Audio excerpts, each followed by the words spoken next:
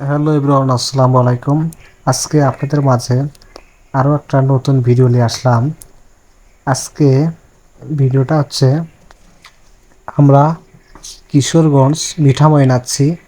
কিশোরগঞ্জ মিঠামইন আমাদের বাংলাদেশের রাষ্ট্রপতি আব্দুল হামিদের বাসা। এটা তার বাসার বাউন্ডারি। আমরা সেই রাষ্ট্রপতি আব্দুল হামিদের বাসায় যাচ্ছি আপনাদেরকে দেখানোর জন্য। সে এই মিঠামইন গ্রামেরই সন্তান আব্দুল হামিদ। আমরা এখানে এসে অনেক কিছু জানতে পারলাম। তিনি একজন ভালো মানুষ ছিল, এলাকার লোকজন বলল আর কি। জাস্ট সে নম্র ভদ্র ছিল। রাজনীতি রাজনীতির কারণে সে এখন বাসায় নেই। জাস্ট এটাই সে আব্দুল হামিদের বাসায়। আমরা ঢুকলাম। ঢোকার পরে দেখেন প্রধান ফটক তার সেই এই বাড়িতেই প্রথম সে মানুষের সাথে কথাবার্তা, কোনো বৈঠক টৈঠক হইলে, গ্রামে কোনো কিছু হলে সে এখানে এই ঘরেই বসতো এবং বৈঠক করত। এটাই সেই ঘর। এই ঘরে তার ছবি নকশা করা আছে। এই যে আমাদের রাষ্ট্রপতি আব্দুল হামিদ, এখানেই সে, এটা তার বৈঠক ঘর ছিল। এখানে বৈঠক করত, মানে গ্রামের যেগুলো সালিশ টালিশ আসলো এখানে করতো। আর আমরা এই পাশে যে আছে আমাদের বঙ্গবন্ধু শেখ মুজিবুর রহমান। আর এগুলো দরজা সব কাঠ কাঠের দরজা, অনেক বছর আগেকার দরজা। তারপরে আমরা চলে গেলাম বাম পাশে। তার বাসার সামনে গেট তিনটা। একটা গেট এই যে আমি এটা পার হলাম, এটা আর একটা পার হচ্ছে এটা মসজিদ। বাম পাশে যেটা আছে এটা হচ্ছে মসজিদ। তার নিজের টাকা দিয়ে মসজিদটা করে দিছে। এই একটা গেট, এই গেটে তালা মারা ছিল। সরকার পালানোর পর এই তালাটা খুলে দিছে। এখন সাধারণ জনগণ আসতে পারে, আগে আসতে দিত না। আগে পুলিশ সদস্য, আনসার বাহিনী এগুলো ছিল। এখন এগুলো কিছুই নেই। আব্দুল হামিদ, রাষ্ট্রপতি আব্দুল হামিদ যখন রাষ্ট্রপতি ছিলেন না, প্রথম তার বাসা ছিল এইগুলো।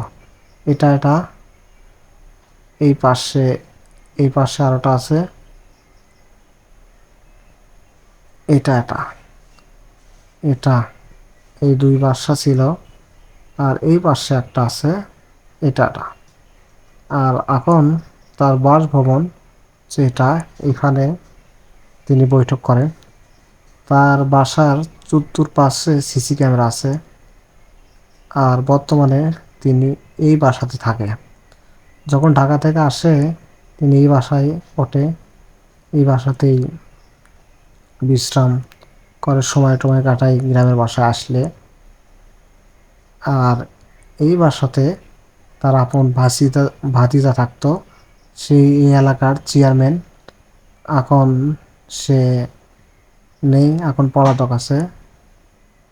সরকার হারিয়ে যাওয়ার পর সে আর এই গ্রামে থাকেনি, তার পরদিনই হারিয়ে গেছে। এই গ্রামে তার ভাতিজা চেয়ারম্যান ছিল। এখন বর্তমানে সে কোথায় আছে গ্রামের লোক জানে না। তারপরে এই গ্রামে অনেক লোকে বলছে ভালো লোক ছিল।